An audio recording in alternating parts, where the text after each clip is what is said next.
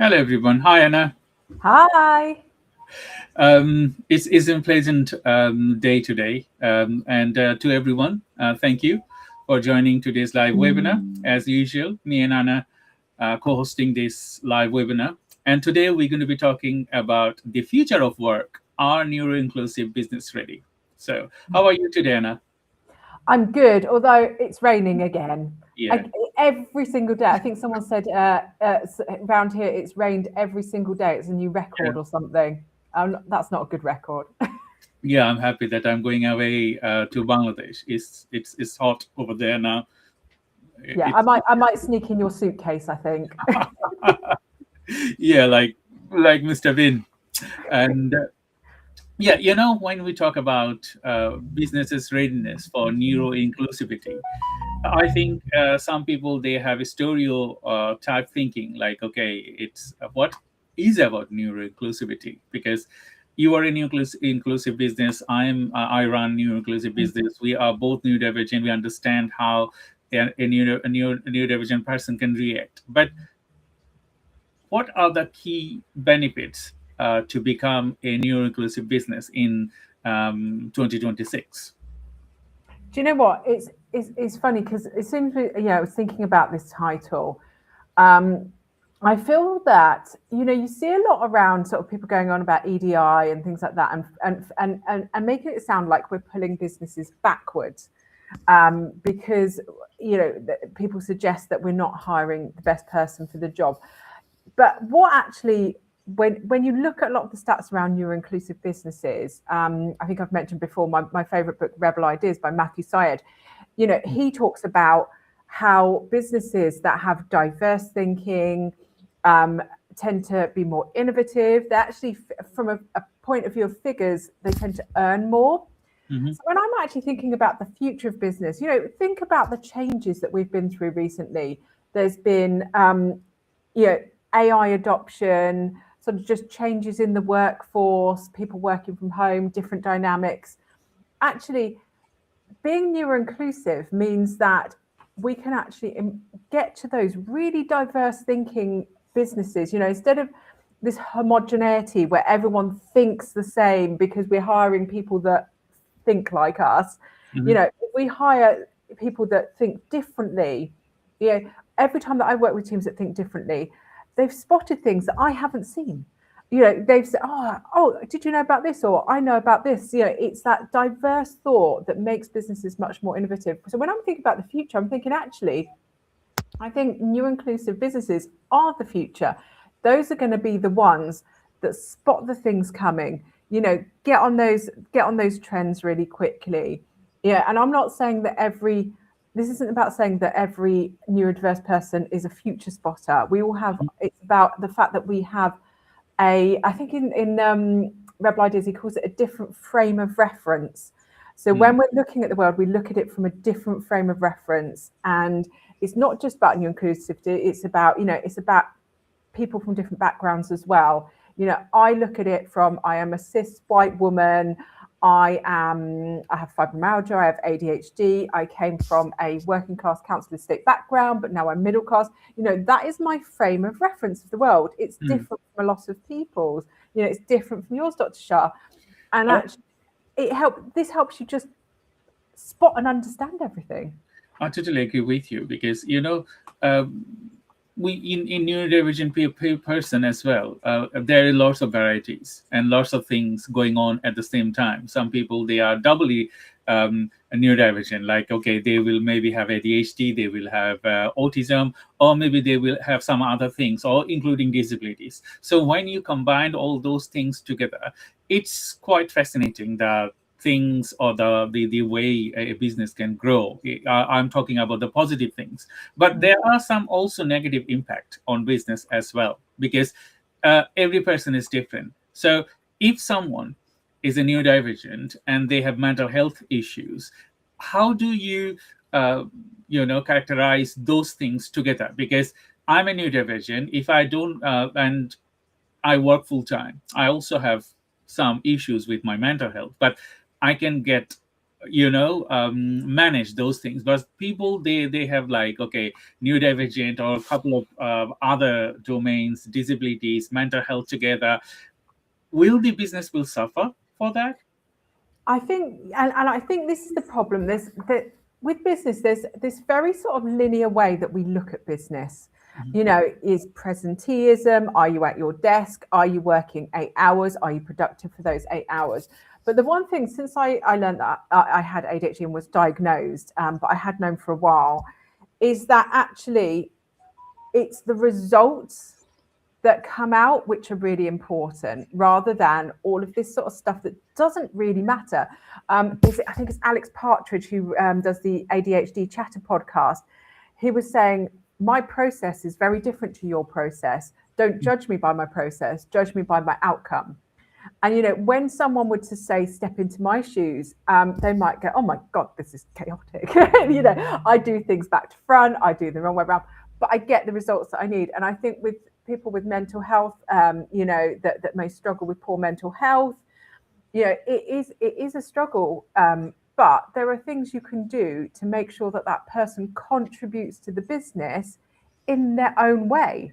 We don't have to contribute. I think we need to get out of this linear mindset that we're contributing all the same. We're not always contributing the same. We're contributing, I'll take a really classic example, Stephen Hawking.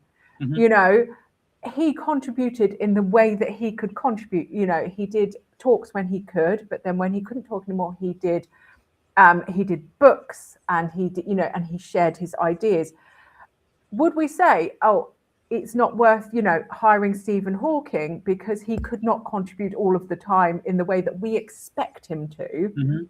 Or would we say, actually, the times that he contributed was so valuable and so brilliant that actually it was worth supporting him through that and getting what we could get the most out of that person and their potential possible?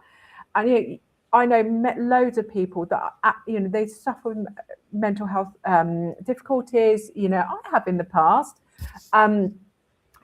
Yet their brains are amazing, and they think differently. And actually, when for example, when people have had poor mental health, they understand what it's like to have poor mental health. So then they can understand maybe a different portion of the audience that, people that have always been fine didn't understand. So they can say, actually, I really understand these people. This isn't how they might shop with us because they might be feeling this way or that way.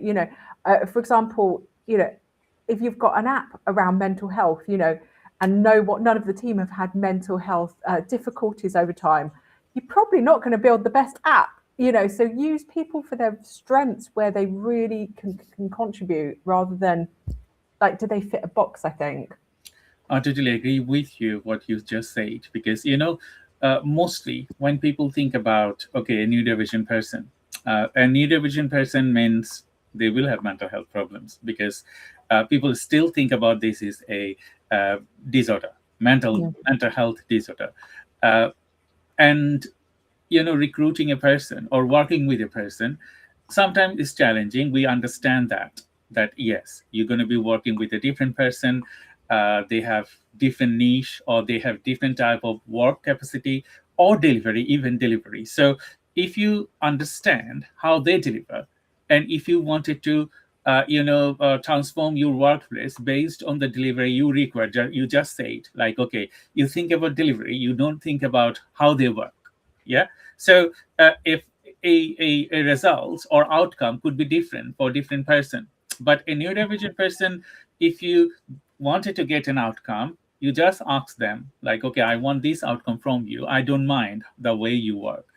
I think that way, those person will work more independently and bring that outcome, because as I'm neurodivergent person, I work with neurodivergent people. They are very much in center what they do. And when they work, they don't think about anything else. They just think about success. They're okay, I have to do it, and I have to do it properly. Yeah. And do you know, it's really interesting when you were saying that. Do you know what I was thinking? Because you were saying about sort of making accommodations. I've worked with a lot of neurotypical, able-bodied people without mental health that have been absolutely awful to work with. like they have been aggressive, they have been bullies, they have been awkward, they have been terrible at their job. But it's really weird how I've noticed that those people seem to get the slack. Oh, it's just how they are. We'll just work around them. And actually, it's really interesting because I've not even thought about this before, because some people are so awful to work with that the entire departments move around them. Yet for some reason, when neurodiversity or disability is mentioned, and I've actually had this happen to me, it's like, oh, well, that was your, you're now part-time, so we're going to book something that is your domain on your day off because, you've shown a weakness. So but what we're going to do is work around all the awkward people that aren't disabled, because we like to work around awkward neurotypical people. I feel like this very double mindset about it, because I have worked in departments and we have had awful people and we have literally rearranged the entire department around them. And I'm like, well, actually, hang on. If we can arrange an entire department around someone who's just rubbish at their job or an awful person, why could we not rearrange it around someone that is a good worker but needs a little bit of support? And that's actually, now I'm thinking about it, it's making me really annoyed. That's the thing. But I have, there are challenges around neurodivergent people. We understand that, we know that, and we last few years we've been talking about this all the time. But there are some progress, and there are some critical things they can do the way that some neurotypical people they cannot do. Yeah.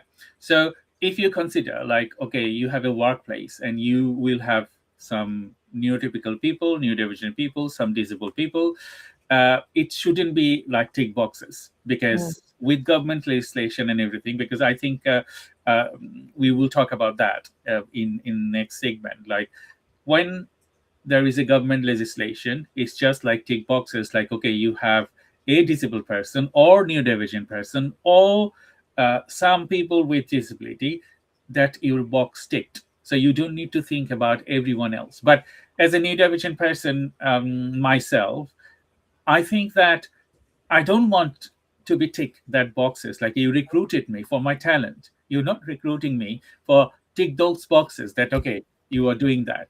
How do we change these perceptions for any companies? Yeah, and I think it's a big societal change, to be honest with you, because I've been seeing a lot of stuff recently. I don't know if you saw the Merlin Ride Access Pass, where they stopped neurodivergent people from being able to access the Ride Access Pass. If anyone doesn't know, this was a pass that it got you into a shorter queue than the main queue if you fitted certain criteria. One of them was not being able to queue.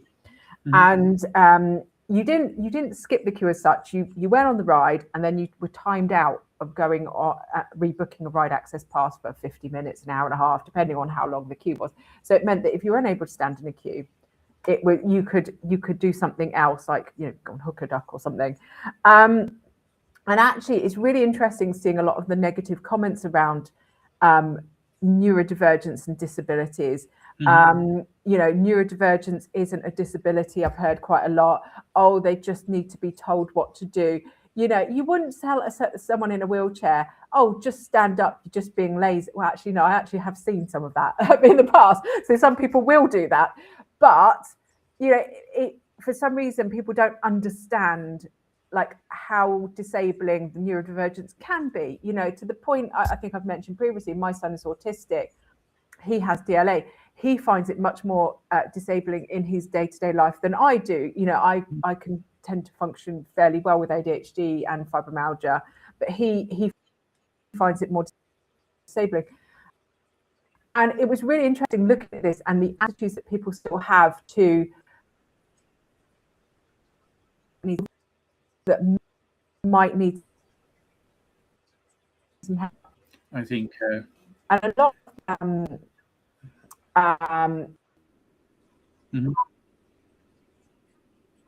the really interesting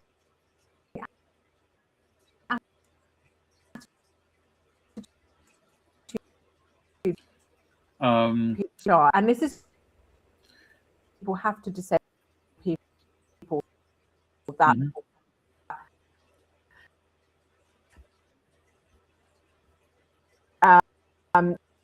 you know, if you're neurodivergent or you know, you've got mental health issues or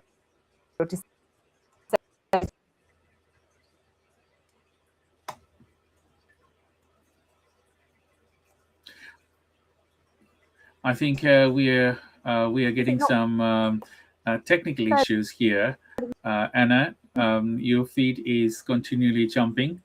Can you hear me well? I think the internet is dropping. I'm not sure if it is from my end or your end. Can you hear me well?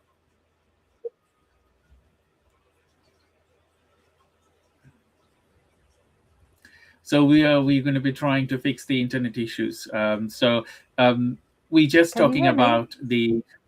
Yes, I can, but I think the line is dropping. It's dropped a few times while you were talking. So it seems to okay now. So let's start the conversation. Okay. Yeah. So yeah, I mean, it's just around that sort of perception, I think, that people that need help, we're not doing it for fun. We're not doing it to get special benefits. We're doing it so that we can participate equally, not above other people, equally in work and society. You know, it's around the fact that it's not that, you know, neurotypical or able bodies here and disabled people want to be here. What we want to do is to be able to participate equally. So sometimes accommodations are needed. You know, for example, I read this thing the other day that it costs about £1,000 a month extra on average for a disabled person to basically exist in the world. You don't get that through PIP or DLA. So they're still, even with you know, PIP or DLA, they're still in a negative compared to someone who isn't, who is able-bodied and neurotypical. You know, for example, with my son, he struggles with things like, you know, if we go to London, he can't cope with the noise of tubes, so I have to pay for a taxi. It's very expensive to go around London on a taxi, so we only tend to go a couple of places. When my son went on a school trip, he can't stay overnight with other people. It's just too overwhelming to stay in with other children. So I have to pay for a hotel, have to take the day off work, I have to pay for travel, you know, all of this stuff that, you know, a neurotypical child wouldn't have to do. And he was the only one in his school that did it. And so, you know, for me, that's costing a lot of money and I don't mind paying it. He's my son, I love him. But it's expensive, you know, if you've got mobility issues, you know, buying things to take things off jars or getting support. You know, my dad has carers in 4 times a day. Expensive, you know, being disabled is an expensive job. There's mobility devices, helping hands, cleaners, you know, it's really, really expensive just to have the same level of life that, you know, able-bodied neurotypical people have. Nothing special, you know, it's just having that same level. So I think there needs a huge societal attitude change, I think, to the fact that actually people just want to get on and help and contribute, and they just need a little bit of help to do that, really. I totally agree with you. Another thing that I encounter some of the times, like people, neurotypical people, even people, they have disabilities, they come up with something like, okay, why those people in neurodivergent or disabled people, some of them are getting extra benefit rather than not having benefit at all, those things. And I think in that scenario, we discussed about that on our last episodes, that there are some disabled people, they don't fit for any of the disabilities, but they are still disabled. So the government and the legislation or the governing body, they are not like up to the mark to aid disabled people. They do not fall in the normal category or in a disability category. So there is a catch-22 situation in that aspects. Another thing I specifically observed, and I'm learning as well as experiencing, my son with his neurodiversity, he is very good at some of the things, and sometimes he's not. So going to a normal school is being quite a difficult thing for him, but still he's getting like detention every week, couple of times. He sometimes he talk too much, sometimes he doesn't talk at all. So these are the things I think it's worrying me, and I think well, we have someone in the or message in the audience. I just wanted to add her message first. Is Anita McDonald's. She said, in schools we do for this for children, but not for the adults who look after them. I think this is a critical barrier. What do you think? Yeah, I think about my son. He's got an EHCP, although to be honest, sometimes I think it's not worth the paper it's written on. But we do it in schools. We do try and accommodate. For him, he's at the moment doing 2 half days a week, and he has a 1-to-1 at school, and he gets extra support. At the moment, he's half his time doing his classes out in the corridor because mainstream's too overwhelming for him. But they won't give him a SEND school, so we make the best we do. But even still, I would say they do make the accommodations. But you feel like people are. You get the little comments. Oh, well, why doesn't he do homework? All the other kids do homework. Well, because there's still these little, these societal ingrained things, particularly with the adults, that I think this is why EHCPs are so important. I am concerned about them trying to take away, because an EHCP basically tells them you've got to do something, because without them, sometimes schools won't support because it costs money and time and energy. And I do wonder if that attitude sort of fulfills back into work as well. Oh, it's money making. We've, this is a business. We can't have anything that might cost them money, even though it might make us money in the long run, because as I said earlier, the most innovative businesses and the ones that earn the most are, all the stats say, are the most inclusive and divergent businesses in terms of brain, sort of backgrounds and brain sort of power. So I think it's very much a money now rather than money later. But in schools, could we have some sort of I'm sure there is. Isn't there something that you can have? It's like but when you talk to them, is sometimes they will say first thing that we don't have funding. Okay. And to implement it specifically, tailored methodology to someone, they do not fall in, the worst one or something like that. It's difficult because they will only have funding for those people they are very much in suffering more.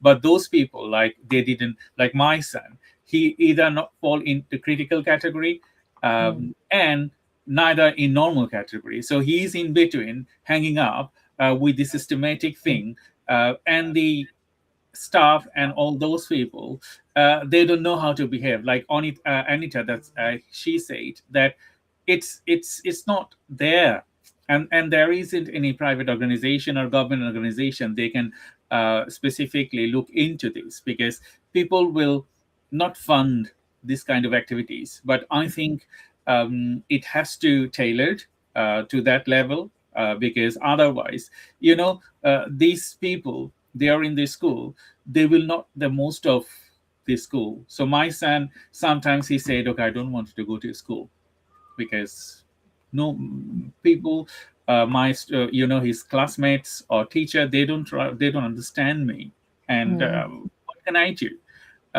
And sometimes I ask some questions. They think that is very silly, but that's not silly to me. I think I have to ask that question. So what will you do in that scenario? Because these people, they will go to the workplace.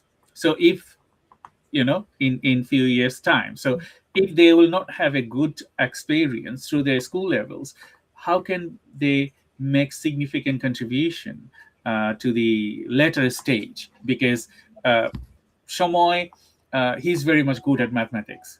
So if you ask him anything, he will do either way. But if you ask him something else, he will shy away. He will not do it.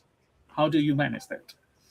Yeah, do you know, it's really interesting. It just reminded me that I'm a member of the CBI, and one of the meetings we did recently, one of the works that they've been doing is around young people's mental health in the workplace.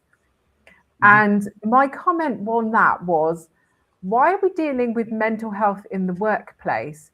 Why are we not dealing with what causes that mental health before they get to the workplace? Because it feels like, shutting the door after the horse has bolted type of saying. Because my son, he in lower school, he did not have any mental health issues, and yet in he's in junior school at the moment, and he's starting to show signs of like OCD and quite extreme anxiety. And I know that they're not from home, because he's very happy at home. We have a lovely home life. He's very relaxed. They are all from school, because at night he sits up at school and says, "Mummy, I don't want to go to school tomorrow. Oh, I'm really stressed. Oh, I find it really, it's so much pressure. I can't." And he, it's all from school. And he started showing like OCD symptoms, and I, it's really concerning. And I'm like, well, that's the child that you're going to be talking about. Oh, let's try and help with the mental health in the workplace. I'm like, no, the problem is now. This is where his mental health is being, it's been affected poorly, and by being an environment that is not suitable for him. And actually, what you're doing is just creating your own problem, for the future, and then trying to solve the problem when actually why are you spending money solving it there? Solve it now. Put the money in now. Because it's the thing, you see that like schools can be very rigid. They're not set up, like you said, there's no training. When I talk to people about PDA, demand avoidance, about autism, about different things, because I read everything. I read all up about it. I'm saying, oh, have you tried this? Have you listened to this person? Have you done that? Some of them, to be fair, some of them haven't even read his HCP. They don't understand what neurodivergence is. So how can you look after someone when you don't understand what neurodivergence is, and not just a blanket neurodivergence, because that's what they say, if you've met one autistic person, you've met one autistic person, because everyone is different. It's getting to know their individual needs. My son's EHCP, he is a clever boy, but his is around emotional regulation and sensory problems, because he really struggles with any noise, touch, feel, loads of stuff. It's not about education. So his one is around helping him cope in a school environment, but there's no knowledge of techniques at any of these schools. They don't know how to look after these children. They don't know. I've read things on, oh, don't say this, say this, approach it this way, not this. I've spent my life reading up. So at home, he's used to someone that can actually cater for his needs. And, I am aware that the world is not always set up for neurodivergent people, and it's not going to change overnight. So I try to build him with some resilience, because it's not be always like it is at home. But at a school environment where they're trying to grow and nurture, it's not just their educational side, it's their sort of emotional well-being, and that goes into work as well. If you've got happy workers are good workers. They're productive. And there are so many stats out there that back this up. Happy workers, they're the most productive. They do really well. And then your business flies. So this isn't just a nice to have. This is an economic imperative, I think. I totally agree with you. So we have a question from Urmi. Do you think most companies are truly ready for neurodivergent talent? And I think we are achieving that goals gradually. Is more awareness nowadays. Urmi, to your answer, in the UK. As I'm from Bangladesh, I brought up there, half of my life there and half of my life in the UK. I understood the way the culture works. And if you go over there now, still the society, they don't think about neurodiversity. They don't know, they don't have any clue anyway. So they will mark it as a mental health problem. So you are mad. That's the thing. If someone knows that you're autistic or you are dyslexic or all those domains. In the UK, I would say we have come across a few decades of work, and we are now ready. But in relation with businesses, I would say we are not out there yet, but we will overcome these barriers in next 5 to 10 years. I'm certain, because the way every neurodivergent brain working now, creating their own businesses, and as well as working and shifting the culture of the multinational companies, I think we will get there to achieve our goals and success. Yeah. I mean, you've got to think, was it about 50, 60 years ago that if you were autistic or, ADHD, they may put you in like a mental institution or, separate you. So it's not been that long since, like you said, even here, that we treated as a mental disorder, that you were sort of shuffled away from society. And as you said, Dr. Shah, now it's more open, we're understanding it. As my examples earlier, not everyone's understanding, but I watch a lot of physically disabled creators, and they still get lots of hate, and we know what physical disability is. People just like to hate. So we are definitely getting there. There is support. I do worry that we might start going backwards. You see it a bit in the US, that a lot of their sort of progress is going backwards. I'm really conscious that we don't want to start going backwards. There's this new sort of things around EHCPs and that at school, which might reduce the help that people get. But what we do to do is keep moving forward, because if anyone knows anything about business, what you want to do is you want to hire the best person for the role. And for many, many years, we have not been hiring the best person for the role. We've been best person who hits a box, that is like, you hear it, culture, culture within a business. They fit the culture. It's just a homogenous hiring, basically. Oh, they fit the culture. They're basically the same as us. They'll say yes to everything. I suffer with it with me and my wonderful business partner, Anne-Marie. We're the same person. We are identical. We think the same. I love her to bits. She's amazing. But every time we come up with something, we come up with the same idea and we say yes to it, because we are the same. We were friends before we were business partners, and that because we are the same and we get on really well. And it's so blissful. It's lovely. We never argue. It's wonderful. And that's how people hire, because they hire, it's ease, and they go, oh, well, they're like me. They must be good. And what we're doing now is saying that actually homogenous might not be the best person for the job. Actually going out of your comfort zone and hiring someone that may be different from you. And that's not necessarily neurodivergent or disabled, but it might be someone from a background. In Matthew Syed's Rebel Ideas, he talks about just even that you can have two economists, and there's a couple of different ways of studying economy. And you can have that person that studied that style of economy and that person that studied that one, and they think really differently. But one business might hire everyone that's just studied this style of economy. And actually they did some tests, and what happened is when they merged both types of economy, like people that studied both, the results were actually more accurate. So it's around thinking about who is the best person for the job that isn't exactly like me. That doesn't make someone the best person for the job. It's not so much now, but we used to have, I'm going to go to the boys club. I used to work in jobs for the boys, they used to say. And, you'd go to a board and everyone looked exactly the same. Now, can you tell me that everyone that looked exactly the same, were they all the best person for the job? I totally don't, I totally agree that what you said. But due to my new diversity and working with varieties of people, I think you need diversions, a different type of mentality within your team, because as you said that you and your partner think alike, but you need to find out those people as well, they don't think like you. Then you can fulfill the gaps you have specifically.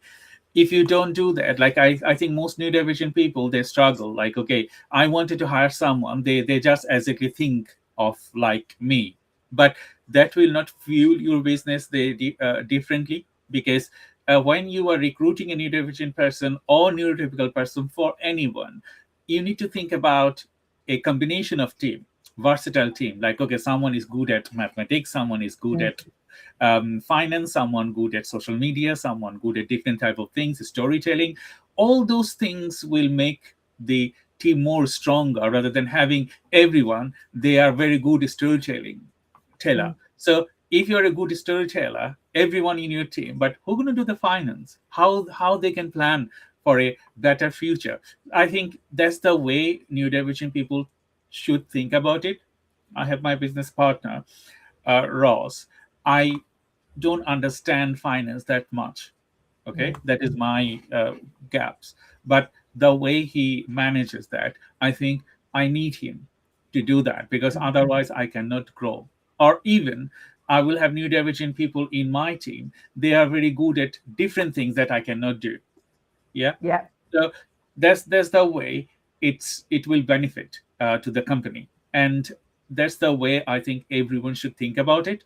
Otherwise, it's going to be a muddle thing when you have look-alike brain, look-alike everything, and you are very happy, but you will not get the desired outcome you're looking for. Yeah, and that's why, like, I've got a new VA, and she thinks very differently to me and Anne Marie, because we were like, I nearly hired a new VA that was basically us. And I was like, actually, no, we can do the strategic side. This is what we're really good at. Why are we hiring for this? And actually, we then consciously picked someone that was different from us, thought very differently. She's much more processy. She's very good hands-on. She does a lot of the social media side of it. We're good at the ideasy stuff. And we were like, we need someone that actually does the doing, because me and Anne-Marie can be amazing at like the strategic stuff, the ideas and everything, but we're not so good at the doing.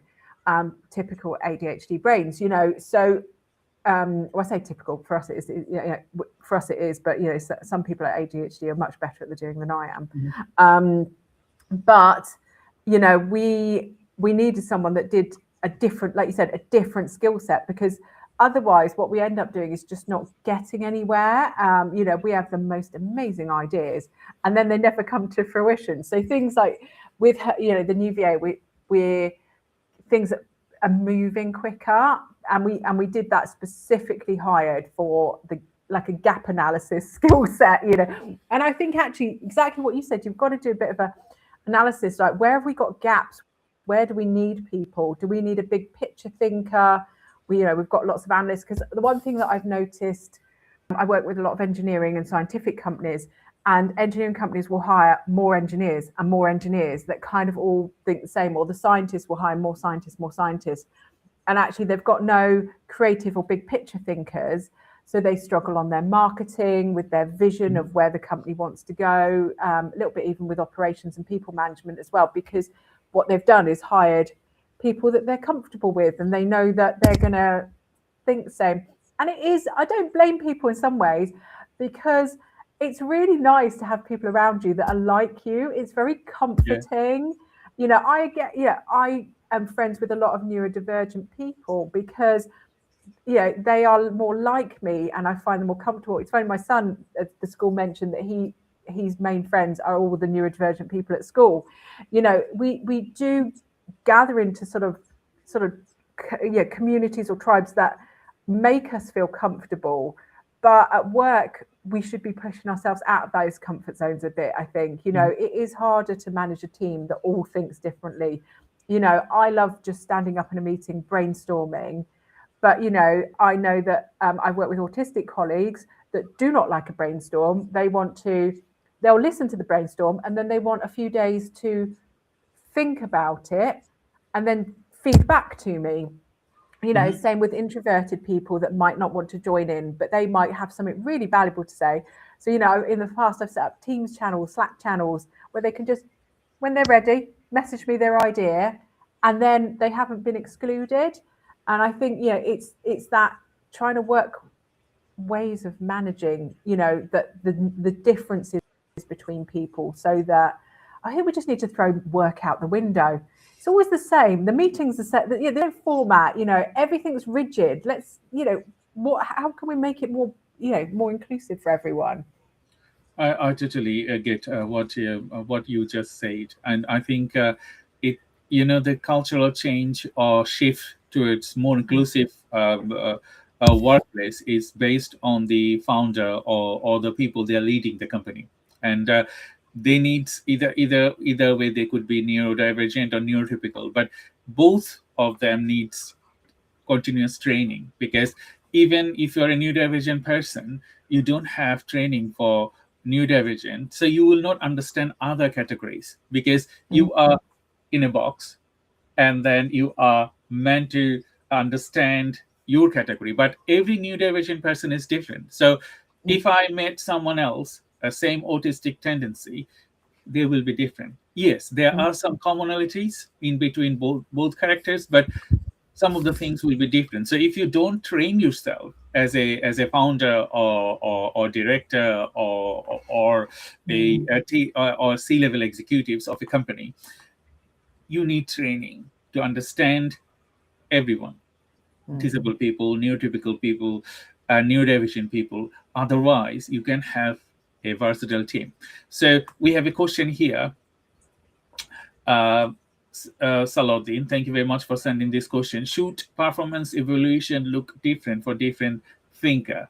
I think, as I said earlier, you need training first, and then you will understand, like, who, if you're analyzing performance, you will have analyzing the KPI of individual person. So a person with a different characteristics, the KPI will be different, because they work in various categories, aligning that. So when you analyzing someone with understanding performance, different set of skill set will aid them differently. But you cannot have blanketly same structure for analyzing different characteristics. That will not work. But another thing with KPI and other metrics is about how much you are completing, and what outcome you are bringing. Those are the things. Those are the common things that you have to do, and I think it's different. What do you think? Yeah, no, I agree. I mean, like I'm a big believer in sort of it being a partnership at work, between sort of managers and their teams. And, not just setting KPIs for people, but actually bringing them into the discussion, because that way you can get their input on how they like to work, what they want to do. Because some of this is around, performance is around individuals, and where, and their, like you said, their strengths and their skill sets. And also, going back to that sort of, different types of people, some people, and it's not just, I don't think it's just performance evaluations. It's things like interviews. We've talked about interviews in the past, haven't we, Dr. Shah? About the fact that, when I've had performance reviews before, and you sit in a room with someone and they've got this board up, and you're trying to, did you tick this box and did you tick that box? And actually, some people really struggle with that formal environment, when actually you could easily do that going for a walk to the local coffee shop. There's different ways you can do it. You could do it digitally. If someone really struggles to interact, you could do it, on a Teams call, or you could just do it in a Q&A box of ticking. If someone doesn't, really struggles with that, why does it have to be the same? You can record it the company way, if that makes any sense. So if you've got a system to record it on, but does the input have to be gathered in the same way each time? And I think people just need to be involved more, because, the one thing that I find really weird about some workplaces is that this sort of seniority levels, as if we're not all adults. We are all adults. And, if I met you on this, someone on the street, I would, there wouldn't be this weird hierarchy. And I'm not disagreeing that there needs to be a little bit of hierarchy, but you need to talk like adults, not like a school child to a school teacher. I find that very bizarre in workplaces where, where where someone has to be revered and then everyone else has to do it, because that doesn't help understanding the sort of differences between people. So, I feel like it's making sure that everyone talks like adults and is involved in the conversation, because that's how you get people's opinions as well. And you might find out that your KPI system and that doesn't actually work very well for everyone, and you're not capturing the best information, so you might even get some benefit out of it as well. I totally agree with you. But when you are running a workplace, SMEs from 10 to 15 or 20 or 50 plus or 200 employees on there, it's difficult to do a guesswork. So most of the companies that I have seen, that they have implemented ERP solutions or CRM solutions, and they have like standardized KPI matrices for people to understand their work. And I think if you do KPIs to grow your business as well as understand individual skill sets, I think you need to, as you said, you need to talk to individuals. Like, okay, if someone, neurodivergent person you recruited for marketing, they will not be very good at social media.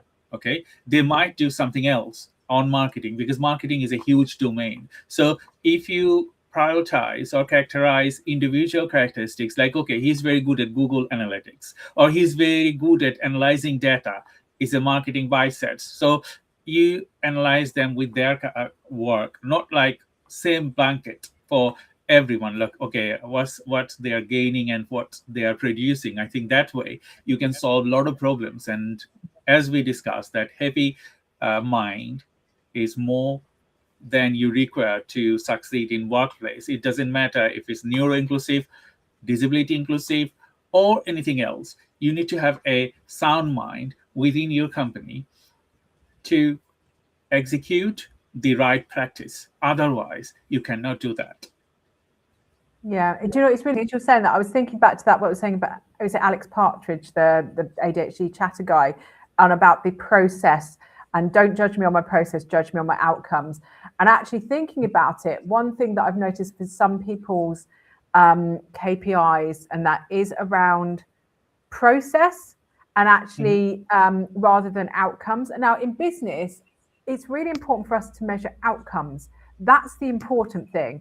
If someone comes in late every day, but is your best performer, does the process matter? That's the question. If they are the best performer in your entire team, even though they come in 20 minutes late every day, that's they've got a different process, but actually they've achieved more. So the outcome, outcomes are the most important thing for business.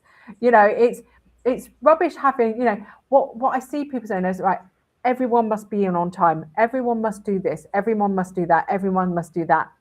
And actually they're judged on this set of tasks rather than actually what the contribution and to the company is. And this is where I see the problem fall down, because these don't matter if they're not generating revenue. That's what a company's for. You need things to generate revenue. And if this person does something slightly different but generates loads of revenue, that's okay. It's okay to be outside the norm. And I've seen a few companies where they've gone, oh, but it might give a bad, get everyone else doing that. And I'm thinking, well, they probably do want to do that if they're earning much more than everyone else. It's about allowing people, setting them the goals that they need to get to, and almost, within reason, letting them do it their own way with their own specialisms. For example, if I was doing sales, I would probably do it someone who's maybe traditionally trained sales. And I have done sales before, but I'm much more of a connector, a networker. I cannot cold call to save my life. I hate it. I'm not saying that I don't pick up the phone, but I do it differently. I get results. But if I was judged on how many phone calls I made a day, it'd be about 4, because that's not how I work.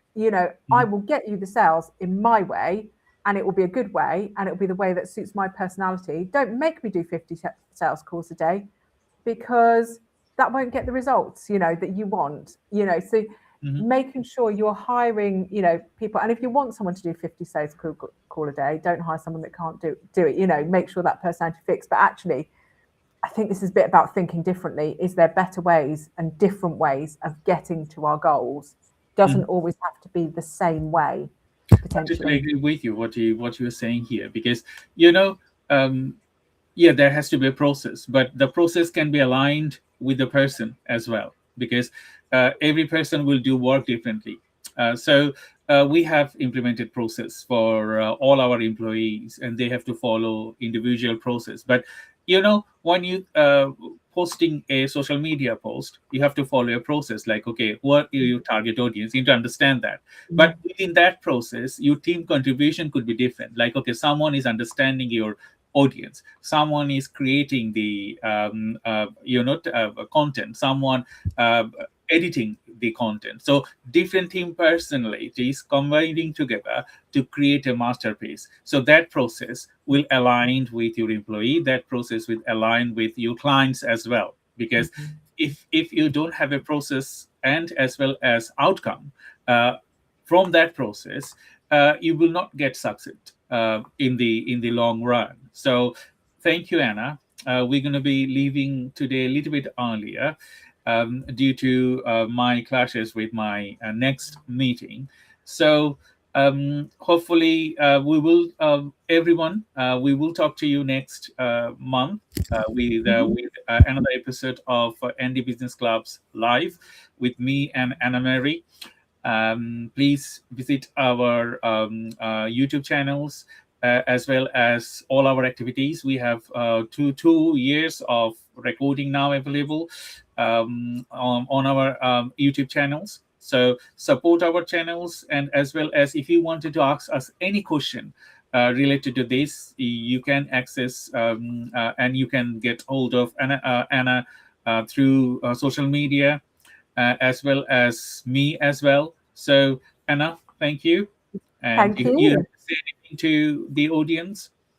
No, just like Dr. Shah said, I'm on LinkedIn all the time. So, I'm the only Anna Bravington. So if you have any questions, please do ask, because I love talking about this and love supporting people that are neurodivergent, but also anyone that's trying to support neurodivergent people as well. And I hope that the weather cheers up soon as well. Yes, I totally agree with you, because we both do consultancy for neurodivergent person or neurodivergent businesses. So if you think that you need some set of different talent within your team, you can talk to us about that.